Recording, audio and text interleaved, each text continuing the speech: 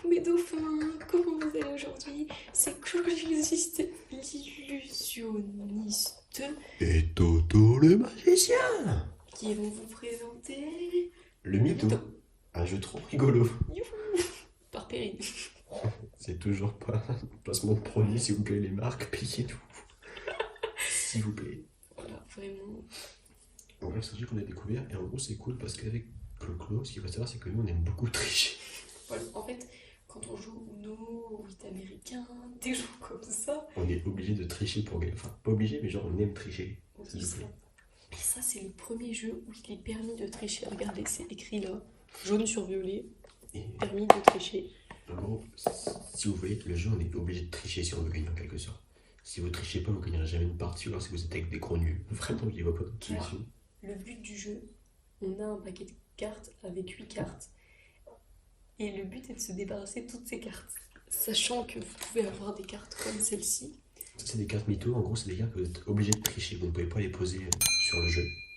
Et donc si vous ne vous en débarrassez pas, vous allez les garder dans votre main jusqu'à ce que quelqu'un gagne, quoi.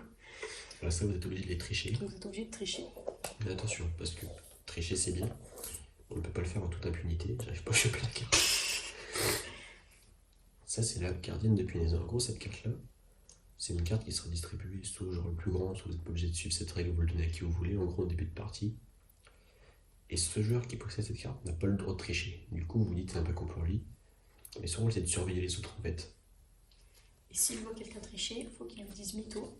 Et donc c'est cette personne qui a triché qui va piocher une carte de pénalité. Une ou deux cartes, ça dépend suivant si vous voulez beaucoup pénaliser ou pas. Vous fixez vos règles en début de partie de toute façon. Et du coup, elle se récupère la carte du gardien. Donc à ce moment-là, la personne qui récupère la carte du gardien qui avait triché, Il n'a plus le droit de tricher. Le gardien peut à son tour tricher. L'ancien gardien peut tricher désormais. Et attention à lui de ne pas se faire griller, sinon il récupérera cette même carte gardienne de punaise. alors, donc le but du jeu qu'on ne vous a pas vraiment expliqué, c'est vous avez vos cartes.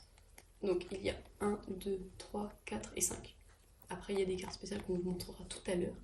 Mais si par exemple la première carte c'est un 4, hop, je vais vous les mettre là-dessus, vous voyez mieux. Il faudra par-dessus le 4 jouer soit un 5, soit un 3. Autrement dit, la carte juste avant ou juste après. Voilà. Du coup, là, vous dites bah, les 5 et les 1, comment on fait? Bah, il y en a une règle toute simple. Le 5, vous Si pouvez vous poser jouez un soit le 5. 4. Soit un 1. Et pour le 1, c'est le contraire. Soit un 5, soit le 2. Voilà. Si vous ne pouvez pas jouer, vous tirez une carte dans la pioche. Et vous avez des cartes spéciales. En gros, si vous n'avez pas compris la règle du jeu à la carte, c'est très simple. Un 3, soit vous jouez celle d'avant, soit celle d'après. Le 5, celle d'après, il faut faire juste un tour, vous revenez là. Ou alors celle d'avant. Je pense que comme ça, si vous n'avez toujours pas compris, n'achetez pas le jeu. Tout simplement. Ce sera plus simple. Bref. Alors, donc là c'était les cartes basiques. Ces cartes-là, c'est des Ces cartes qui... cartes-là, c'est aucune valeur, ça sert à rien. Voilà. Débarrassez-vous de la priorité, les gars. Et surtout du mytho que vous êtes obligé de tricher. Alors, ça, c'est la carte que l'on appelle fourmi. Donc c'est une carte bleue avec une fourmi. Donc là, en l'occurrence, c'est un 2, mais ça peut être un 1, un 2, un 3, un 4 ou un 5, du moment que c'est la fourmi bleue. Alors, donc, cette carte, elle signifie qu'une fois que vous l'avez posée, tous les autres joueurs doivent piocher une carte. En gros, c'est un peu un plus 2 ou non, mais pour Voilà. tout le monde et avec qu'une seule carte. Du coup, c'est pas du tout un plus 2. Mais... Mais c'est un peu le même principe. Voilà. Après, dans la suite des 4 cartes, bonus ou malus, selon votre point de vision, il y a l'araignée. Donc celle-là, imaginons vous la placez. Voilà, on va faire un exemple plus concret avec notre jeu. Vous placez votre carte araignée, vous pouvez donner une de vos cartes, celle que vous voulez. Sauf évidemment le petit mytho que j'arrive toujours pas à attraper. Que vous n'avez pas le droit de donner quant à lui. Bref, en tout cas le mytho que vous n'avez pas le droit de donner. Vous pouvez donner une des cartes que vous voulez, donc une carte, même ça peut être une carte bonus comme celle-ci, hein, vous pouvez la donner, tout sauf le mytho. Évidemment, gardienne de punaise, vous pouvez pas la passer non plus. Donc là, décidons que je vais donner ça à Chloé et prendre la Ça fait carte. un malus et du coup la personne perd une carte. Donc c'est plutôt cool. Que du bénéf. Encore une fois, en l'occurrence c'est un 5, mais ça peut être n'importe quelle carte du moment que c'est l'araignée dessus. Voilà, en gros, les cartes bonus, c'est juste comme des cartes comme ça peut être n'importe lesquelles, mais juste elles ont un bonus en gros. Ensuite, La carte moustique. une fois que quelqu'un la pose, tout le monde doit taper sur le moustique, Le y plus vite compris possible. la personne qui l'a posée. Et la dernière qui tape doit piocher une carte. C'est sa pénalité. Voilà. Donc en gros, le plus lent se fera niquer d'une carte.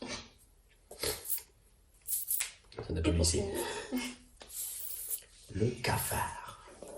alors, le cafard, c'est plus une carte de bonus pour les autres en fait.